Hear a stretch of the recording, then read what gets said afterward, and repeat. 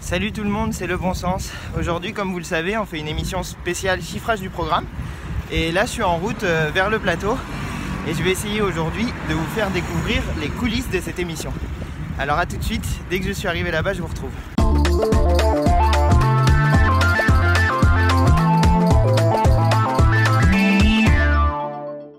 Alors là, je suis en train d'arriver à l'antenne, c'est là où on va tourner l'émission. Là, on arrive à l'antenne.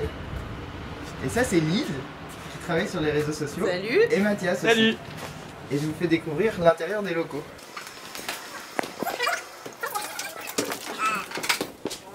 Là, c'est avec la table des réseaux sociaux. Et là, c'est le plateau. Là, il y a Antoine et Mathias. En fait, ce que je pense, c'est que la personne qui va dire ça, elle va expliquer en fait c'est le chômage. Et nous, notre effet, C'est le faux. problème, il est censé avoir Je suis en train de me connecter au serveur FTP pour récupérer les petites vidéos préparées. Bon, là, il est 11h30 et les gens sont en train d'installer le plateau. Alors là, il est midi 20 et Jean-Luc vient d'arriver. Il est là, c'est Jean-Luc. Alors là, il est 12h40, on a fini tous les tests de streaming et là, je vais vous emmener dans les coulisses des coulisses, dans la régie, pour que vous voyez à quoi ça ressemble.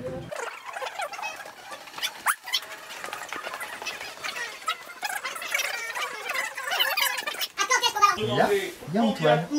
Bonjour. Qu'est-ce que tu fais, Antoine? Alors là, je suis en train de vérifier que tout est bien en ordre pour les 5 heures de direct qui arrivent devant nous. On a beaucoup de choses à dire sur ce chiffrage, donc ça fait beaucoup d'éléments à caler, des vidéos, des visuels, plein d'invités. Et on peut reprendre une grosse équipe pour ça. Ok, allez, bon courage. Toi aussi. Là, il y a Milan qui est en train de filmer le making-of du making-of. Et Antoine qui est en train de filmer le making-of du making-of. Et là, il y a Stéphane qui vient prendre en photo le filmage du making-of du making-of. C'est n'importe quoi. Bon, alors là, je suis avec Boris. Je peux pas le filmer parce que c'est un gros fonctionnaire. C'est lui qui a travaillé toute la partie chiffrage. Alors raconte-nous comment ça marche. Mais en fait, dès le début, au moment de la rédaction du programme, on était conscient qu'il fallait chiffrer et prendre en compte le montant des dépenses dans le cadre de nos investissements et aussi équilibrer ce budget avec les recettes. Donc dès la rédaction du programme, une petite cellule de chiffrage a commencé à évaluer le coût, les dépenses, le montant des recettes des différentes mesures. Par exemple, recruter des policiers, des magistrats ou des professeurs, on se dit quel est l'objectif politique, combien on veut mettre de professeurs face aux enfants, combien on veut mettre de magistrats dans nos tribunaux, combien de policiers il faut recruter. Donc là, c'est ce qui va être présenté cet après-midi. Et ensuite, on regarde la dépense que fait chaque année l'État pour un magistrat, un policier, un enseignant. Et on multiplie. Alors on fait principalement des multiplications. Alors là, je suis avec Manu, le directeur de campagne. Alors Bonjour. Manu, salut Manu. À quoi ça sert de faire une émission comme celle-là? Ça sert de montrer que le programme que nous avons sorti le 1er décembre dernier, qui est un programme sérieux avec plus de 350 propositions, c'est un programme qui est aussi un programme chiffré, précis, sérieux, qui permet de gouverner un grand pays comme la France. Ok, merci Manu. De rien. Alors là, je suis avec Romain, que vous avez peut-être vu dans le petit carnet. Salut gros. C'est quoi ton rôle, Romain, dans cette émission? Moi je fais les intermèdes entre les trucs chiants, je vais faire le petit passage intéressant en fait. Non mais en gros, comme je disais, c'est une émission où il y a beaucoup de chiffres qui n'est pas évidente à suivre. Les moments où il y a des petites pauses, moi je vais intervenir sur le programme, sur la France Insoumise, expliquer ce que c'est et parler du 18 mars. Ok, Voilà. super. Bon bon courage à toi. Yes, merci toi aussi. Alors là, il est 13h et c'est l'heure de manger. La démocratie, c'est pas leur tout le monde est d'accord. Là, je suis dans la salle des graphistes et je suis avec Maxime. Alors Maxime, qu'est-ce que tu as fait pour cette émission? Alors, fatigué Maxime, tu as beaucoup travaillé pour cette émission? J'ai beaucoup travaillé pour cette émission et j'ai fait, avec mon équipe, plein de choses, notamment tout l'habillage graphique de l'émission. Parce qu'en plus du générique, on va avoir des petites virgules qui vont venir illustrer les différentes parties qu'on va aborder dans l'émission, les différentes thématiques. D'accord. Donc, par exemple, ça donne ça.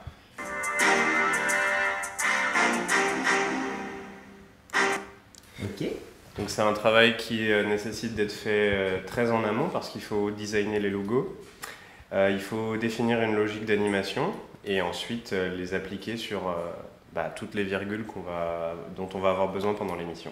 Ok. Et vous avez fait d'autres trucs? Genre les visuels qu'on diffuse sur les réseaux sociaux par exemple, c'est vous? Par exemple, c'est nous, ouais. Ok, super, merci beaucoup. Je t'en prie. Alors là, je suis avec Sophia, la directrice de communication. C'est un peu elle, le chef d'orchestre de toute cette émission. Dis-nous, Sophia, comment on fait pour organiser une émission comme celle-ci? On travaille beaucoup d'heures, parce qu'on n'est pas une très grande équipe, qu'on est en train de faire quelque chose qui s'appelle de la production audiovisuelle, et qu'on le fait en interne, avec quelques prestataires, mais beaucoup de bénévoles. Donc des gens qui donnent beaucoup de leur temps, de leur énergie, de leur savoir-faire pour faire en sorte que ça fonctionne bien. Et que c'est un côté professionnel, parce qu'il y a quand même beaucoup de choses qu'on ne peut pas faire en amateur. Et puis un côté aussi spontané, qui est l'aspect, un peu la touche d'esprit de campagne, qui est de dire, voilà, on n'est pas là non plus pour refaire ce qui existe déjà à la télévision, on est là pour faire quelque chose d'original, qui existe sur le web, qui est un peu novateur, on va dire, parce que sur cette émission en particulier, pour la première fois, je crois, on a des journalistes professionnels, donc des médias mainstream, qui viennent participer à une émission du web sur une chaîne YouTube d'un réseau social. Et je crois que ça ne s'est encore jamais fait. Donc, ce qui était la frontière entre le média mainstream et le média web, peut-être qu'aujourd'hui, on est en train de la dépasser et de montrer que tout ça, c'est un tout. Qu'il n'y a pas d'opposition entre les journalistes d'un côté et les youtubeurs ou les médias sociaux de l'autre. On peut fonctionner tous ensemble. Voilà, donc c'est assez novateur, j'espère en tout cas que ça va fonctionner et démontrer que c'est possible. Super, merci beaucoup. Voilà, merci. Bon courage à toi. C'était adorable. Bon là on est en pause. Salut, j'ai ramené à manger. Voilà, et là on va se gaver maintenant. Le problème c'est celui de ceux qui se gavent. Le problème c'est celui de ceux qui se gavent. C'est celui de ceux qui se gavent. C'est celui de ceux qui se gavent. Là c'est Romain. Le CICE, la loi Macron, la loi travail, et j'en passe plein des exemples. Et puis, à un moment, on puisse dire non, stop, fous-toi un peu de notre gueule. Là, c'est pas ce que tu as promis. On va y venir, mais rapidement, quelques mots. L'idée, c'était de faire une transition, mais c'est pas sans lui. Là, il y a Milan qui est en train de filmer. 10 000 agents, c'est 355 millions d'euros. Nous allons investir dans la rénovation. Et là, il y a le photographe qui est en train de faire des photos. La raison et l'humain dans la lutte antiterroriste. Là, maintenant, on est dans la dernière partie de l'émission. Il y a Maxime qui est venu avec moi. Là, on est en train de passer la vidéo de Maxime. Je suis content. Il est content, Maxime.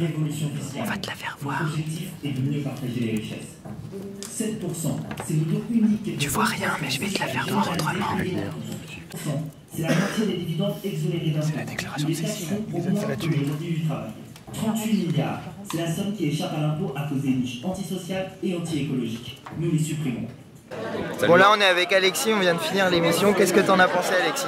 Très impressionné de déjà la beauté des images. Moi j'ai à la fois navigué entre des fois dans le public et puis à regarder aussi la qualité.